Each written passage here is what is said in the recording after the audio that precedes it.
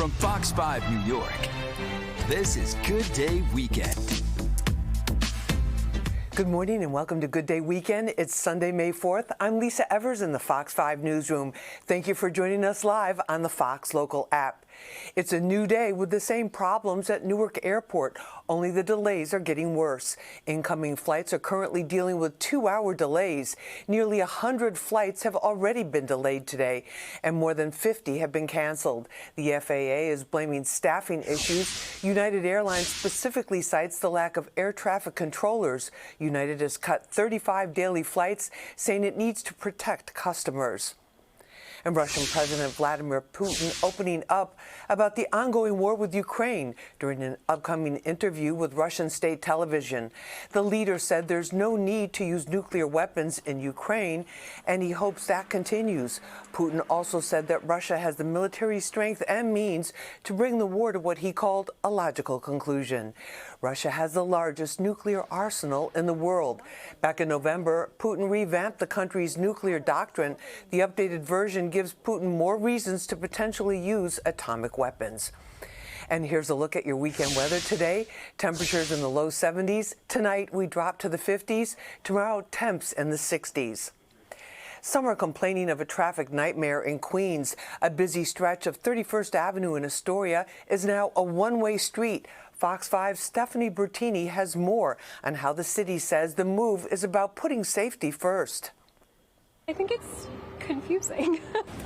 Confusion is one way to describe the new traffic patterns in place on and around 31st Avenue and 35th Street in Astoria, Queens. It's a headache. John Crane and his fiancée Carmela Creus live on 35th. They say the DOT's decision to reduce lanes down to one way, except for cyclists around here, is creating traffic issues, more parking problems, and could potentially be a safety risk. We do get ambulances on the block every now and then. There's definitely older people that live here. And if they were to come now, they wouldn't be able to get through. I was just trying to find parking, which has become even more impossible. But basically people were honking and then getting so frustrated that they were just ignoring the new traffic pattern and going straight into the bike lane, which is super dangerous. A spokesperson for the New York City Department of Transportation tells Fox 5 News in a statement, there is active construction underway on 31st Avenue as NYC DOT works to complete the first phase of its planned redesign of the corridor. And all road users should use caution when traveling through work zones. The redesign of 31st Avenue will help protect pedestrians and cyclists, support open street operation, and strengthen connections to the 16.5 lane miles of protected bike lanes and 21 lane miles of standard bike lanes and shared lanes in the area. I don't think there's enough cyclists and pedestrians for them to shut down a two-way street. Esmael Mubarak owns a coffee shop at 31st and 35th where the changes were just put in place a few days ago. All the cars trying to go to one direction, and it's nuts. He says he's regularly hearing complaints. I haven't found anybody that likes it. All I hear is complaints. While some are willing to wait and see if this is the first step toward improving things. I don't really care, to be honest. You don't care? We don't really drive, so we're happy to walk around. Do you think it's making things safer for pedestrians and cyclists? It could be. I'm not really sure. We have to see how it pans out. Others say this just isn't a great idea. I think people don't know when to stop and go now because they're coming from both directions. Stephanie Bertini, Fox 5 News. Billionaire Warren Buffett says he's ready to retire. The 94-year-old head of Berkshire Hathaway made the announcement to shareholders yesterday. Buffett earned the nickname the Oracle of Omaha for turning what began as a small textile company into a global conglomerate with $1 trillion market cap. He's considered one of the most successful investors of all time. He says he'll recommend promoting Berkshire Hathaway Vice Chairman Greg Abel to replace him. Surviving a major hurricane comes down to preparing for it. That's what first responders are doing in Long Island. As Jody Goldberg shows us, they're taking part in an emergency drill. I'm trying to get you out of here. It may look like an emergency, but it's just a drill. He was staring at his Airbnb when the storm hit. These men and women represent New York Task Force 1, 45 elite members from departments including the NYPD Emergency Service Unit and the FDNY. We're bringing our task force out here to make sure that we're prepared if an incident does happen, and also to meet our mutual aid partner, Suffolk County. Today's scenario, Fire Island was hit by a Category 4 hurricane. Some residents are unaccounted for, others are stranded and need immediate care. New York Task Force 1 stands ready to help the region, to help the country whenever it's needed. Rescue squads head to Kismet on an inflatable boat to survey the scene. Visual damage assessments follow. Actors down to the makeup are treated for injuries. Appears to be an open compound fracture. Fire chief to the sim cell. The damage is widespread. First responders find people pinned after a simulated building collapse. We need lift equipment. Also going to need a medic. There's a chlorine spill nearby with unconscious victims. They're going to have to get in their hazmat attire and get out there, pull people out of that area. And the canine team is searching for those who are missing. And these same scenarios will play out over the next couple of days, rotating first responders to be able to train more people in the event of a real emergency. It's good to know that we have backup. We were really hit hard here for Sandy, so it's good to see that they're prepared. And since Sandy, officials say technology has improved. Anybody that's doing a search out there will have a device, and everybody with the device will be able to see who's searching where. Preparing for the worst and hoping for the best. Anybody across the country needs help. New York Task Force 1 always answers the call. On Long Island, Jody Goldberg, Fox 5 News. The former CEO of Abercrombie & Fitch has been ruled unfit to stand trial on sex trafficking charges. A federal judge ordered Michael Jeffries to be hospitalized to see if his mental condition improves. Lawyers for the former CEO says he needs round-the-clock care due to a diagnosis of Alzheimer's disease. Jeffries has been free on $10 million bond since pleading not guilty in October to federal charges of sex trafficking and interstate prostitution. Last week, Mayor Adams declared he won the war on rats after no evidence of vermin were found at his Brooklyn row house. But can the same be said for the rest of the city? Fox 5's Richard Giacovas took a walking tour with the city's rat czar for an update on the ongoing war on rodents. Right here we have a rat burrow. For the dozen or so folks on what seemed like a historic tour today through Columbus Park, they learned a lot more than just the history of this park. The Norway rat requires 1 ounce of food a day to survive. Instead, this group joined what the mayor's appointed rat czar calls an elite squad of anti-rat activists. These are the newest members of the New York City Rat Pack. We want New Yorkers, we need New Yorkers thinking about this in a different way and joining us in collective action. Kathy Karate is leading this new initiative across multiple rat mitigation zones in the city. They're called rat walks, where city officials educate the public about rats, their behavior, and how human actions contribute to their presence in the city. A well-fed, stress-free rat is doing its best breeding. Multiple litters, healthy pups. One example, how the oil from a discarded empty bag of potato chips can allow a rat to thrive for more than a week. Extermination, it turns out, doesn't work. So it's public habits that allow rats to keep populating. Columbus Park in Lower Manhattan is filled with rat-proof garbage cans, which Karate says only work if New Yorkers get with the program. People would open it up, stick a pizza box inside.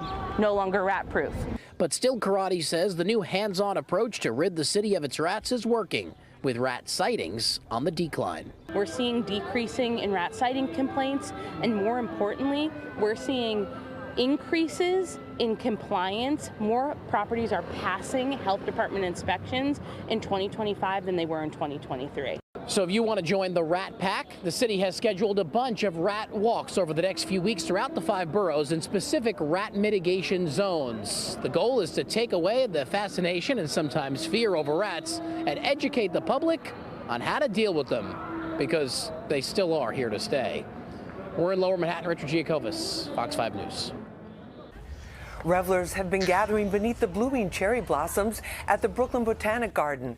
The garden's cherry tree tracker online shows more than half of the trees are at peak bloom right now. And here's a look at your weekend weather today. Temperatures in the low 70s. Tonight we drop to the 50s. Tomorrow, temps in the 60s. And don't go away. We'll be right back with a preview of the long-awaited Sean Diddy Combs trial, which begins tomorrow. But first, here's a 7-day forecast for the week ahead.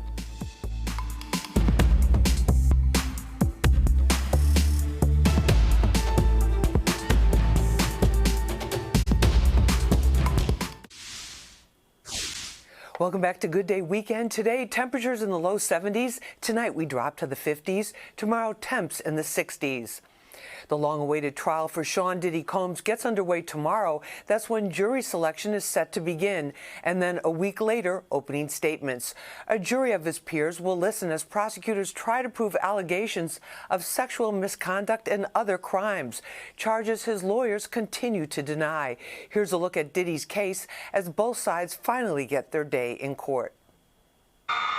Once the darling of A-list red carpets and celebrity events, Sean Diddy Combs is now in the fight of his life.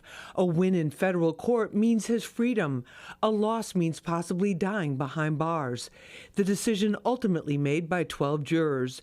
Jury consultant Faye Honig says you can't overstate the importance of the jury's composition. The makeup of the jury is incredibly important. It dictates the conversations that the jurors are going to have. It dictates the amount of time that they're really going to be able to take and look at the evidence and be willing to say, you know, I may not like everything that's going on, but the government hasn't proven it beyond a reasonable doubt. There are enormous concerns about pre-trial publicity on both sides. The number of Diddy documentaries and salacious stories continues. Their impact on public perception and jurors is difficult to measure, or maybe not. Look at what happened to R. Kelly, says New York Post lifestyle reporter Asia Grace. I feel the same can and will and is happening here with Diddy. There's constantly a new documentary, a new series, a new tell-all, somebody who's worked with him or who was under the bad boy label. They're coming out and speaking their truth. Throughout it all, Diddy's legal team has issued blanket denials to all charges and accusations. Criminal defense attorney Philip Hamilton believes the case will be won or lost on the defense attorney's cross-examination of the government's witnesses, which will include alleged victims. So how effectively they can cross-examine under the variables and the stress that they are under in this case with the voluminous evidence and everything along those lines, I think is where the case is going to be won or lost. And that was my report for Fox 5 News at 10 in our Street Soldiers TV show. We'll be right back with a look at what you missed this week on Good Day New York. But first, let's take a look at the weather for the week ahead.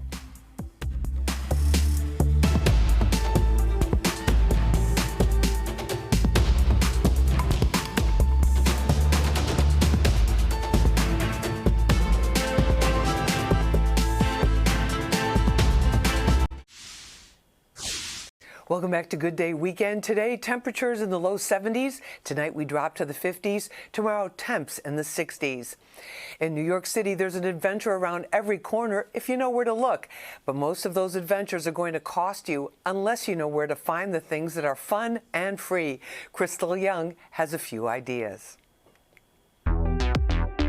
In a city as expensive as New York City, who doesn't love something for free?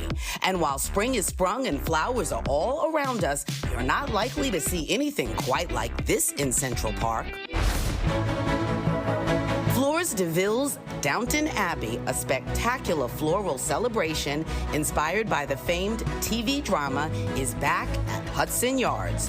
Through this Saturday, you can marvel at a curated collection of 15 one-of-a-kind, fresh floral mannequins inspired by the series' iconic characters and period fashion. The 2025 Macy's Flower Show starring YSL Beauty is free at Macy's New York City's Herald Square flagship store. It invites guests to experience surrealist gardens and mesmerizing floral displays. Until May 18th, the show will transport you into a dreamlike world of spring renewal. The show is open to the public during store hours.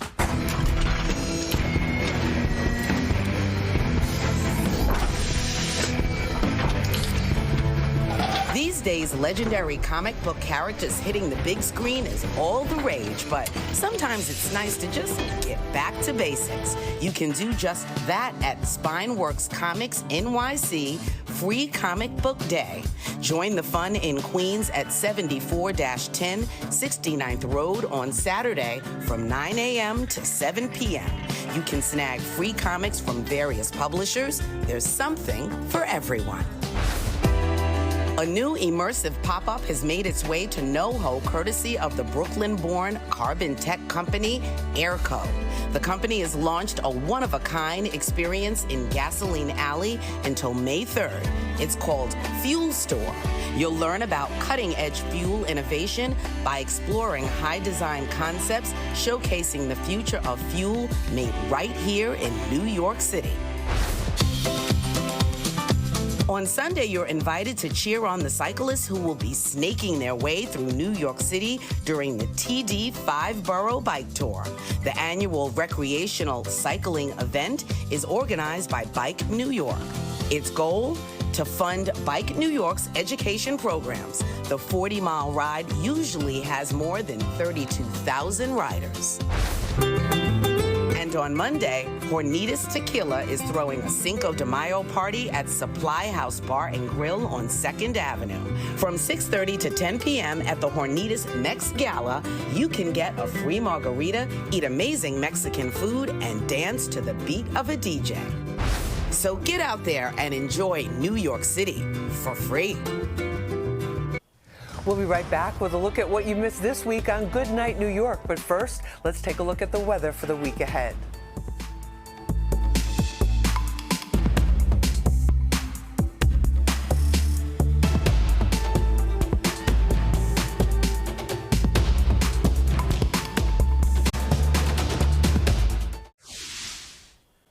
Welcome back to Good Day Weekend. Here's a look at your weekend weather. Today, temperatures in the low 70s. Tonight, we drop to the 50s. Tomorrow, temps in the 60s. Well, there's a new trend emerging as more and more young adults are looking to find work-life balance. They're calling them mini or micro retirements. Some say they're taking a break from work so they can travel or pursue personal projects. Others say they're downright burnt out. A recent study by Randstad, a recruitment agency, finds having a life outside of work is important to all age groups, but especially for younger Americans. A financial advisor says even though older generations didn't operate this way, it can work as long as you have a plan. Have some specific goals. And the goal might be, I want to travel for a year for my 30th birthday. You can try different things so long as you have some safety net.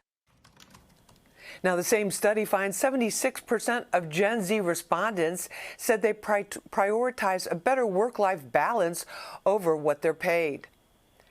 The Met Gala is tomorrow, and our very own Crystal Young will be on the red carpet gathering all the interviews for Fox 5. Earlier this week, she was joined by famous dress designer Randy Rahm to go over her possible looks for the Met Gala.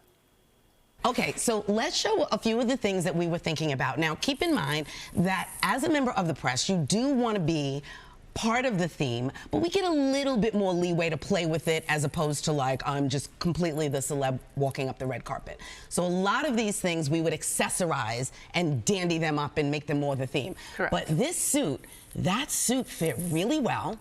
Those are my sky-high shoes that I just brought with me and I wear on the F train in the morning. That has a lot going on, but in the best possible way. Correct. Okay, and when I put it on, I was in love with just the fit. I feel like your fits are like, girl. Now, what did you think about that one? Why did you like that one? Well, when I pulled it, the theme, it had a lot going on for the theme. Right.